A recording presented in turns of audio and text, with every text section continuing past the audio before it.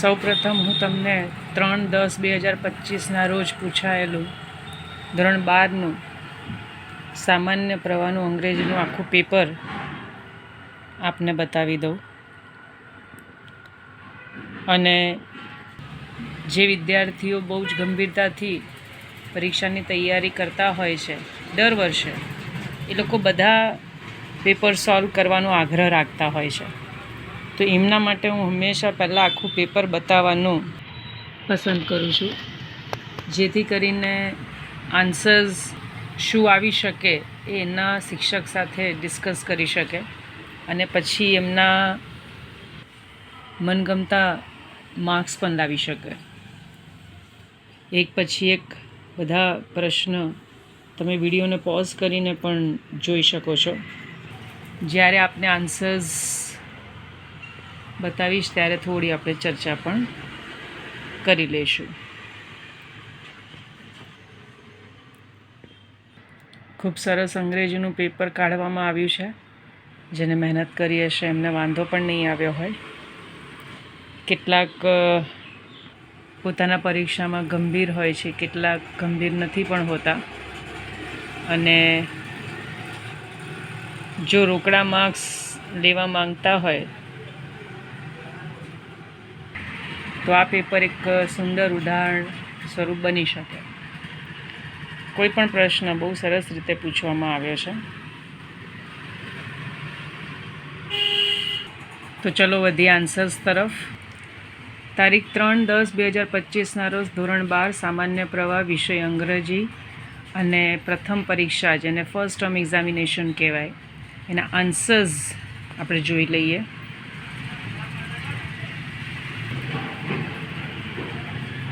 False, false, true અને false. ત્યારબાદ nearest meaning. હું ભલે આમાં વિડીયોમાં શોર્ટમાં આન્સર લખું, પણ તમારે કન્ડિશન ઇન ધ પાસ્ટ અથવા શોઈંગ મેનર એમ વ્યવસ્થિત આખું લખવું પડે. ત્યારબાદ MCQ. કેટલાક વિદ્યાર્થીઓના આન્સરમાં જ રસ હોય છે કે ભાઈ મને કેટલા માર્ક્સ આવી શકે, તો મેં પણ બહુ સમય ન લેતા એમને આન્સર્સ શો કરી રહી છું. ઘણી વખત અમારા શિક્ષકોમાં જો કન્ફ્યુઝન હોય તો એમને પણ મદદરૂપ બની શકે. પછી આ છે ફકરામાંથી સવાલ જવાબ. પણ એ ફકરામાંથી સવાલ જવાબ તો હું પણ એવું જ ઈચ્છું કે લોકો જાતે સોલ્વ કરીને પોતાના શિક્ષક પાસે હંમેશા ડિસ્કસ કરવાનું રાખે. શોર્ટ નોટ બને એટલી સારી અને 3 માર્ક્સ લઈ શકાય એવી પૂછી છે. પછી એ વોલ્ટ માટે હોય કે ડ્રાઈવર એન્ડ્સ. નીચે હું આપને ખાલી જગ્યા બતાવી દઉં. ઇમિડિયેટલી એ 32મો જવાબ છે, ક્લિયર્ડ 33મો અને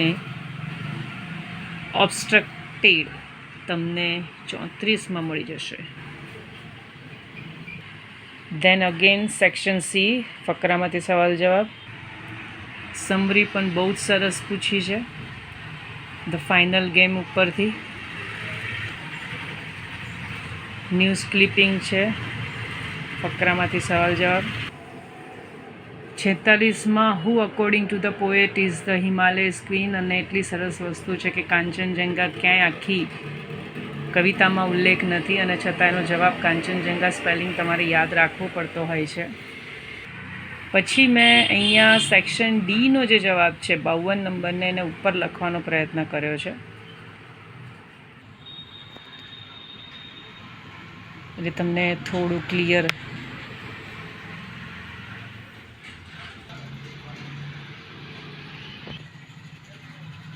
દેખાય એવો પ્રયત્ન આપણે કરીએ.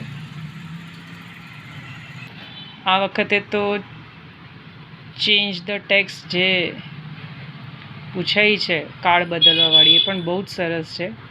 આઈ ડોન્ટ છે એમાં આઈ હેવ નોટ, તો અહીંયા I will manage, I have manage. You do not help me, તો હેવ નોટ હેલ્પડ. ત્યારબાદ આઈ હેવ છે તો હેવ બીન. યુ આર તો you have been. Again you are એટલે યુ હેવ બીન આવશે. ત્યારબાદ ડાયરેક્ટ ઇનડાયરેક્ટ સ્પીચ જે છે એનો જવાબ મેં અહીંયા લખવાનો પ્રયત્ન કર્યો છે. એકદમ સિમ્પલ લેંગ્વેજ યુઝ કરી છે, તમે જોઈ શકો છો. વિડીયોને પોઝ કરશો એટલે તમને આન્સર વ્યવસ્થિત મળી જશે. દેન અગેન MCQ છે. 55માં બી, 56ની અંદર બી, 57માં સી, 58માં ડી, 59 સી. પછી કમ્બાઇન સેન્ટેન્સ. આને બીજી પણ રીતે આપણે બનાવી શકાય. કમ્બાઇન સેન્ટેન્સને ઘણા એન્ડ મૂકીને પણ કરતા હોય છે, તો એ વાક્ય સાચું જ બને. 61માં થ્રુઆઉટ, પછી પ્રોમિસિંગ, એનીવન અને હુ. પછી તો ડિસ્ક્રાઇબ કરવાનું છે આપણે. બુક્સ એ અલગ વસ્તુ છે કે હવે આપણે વાંચતા નથી, બાકી એ આપણા સાચા મિત્ર છે.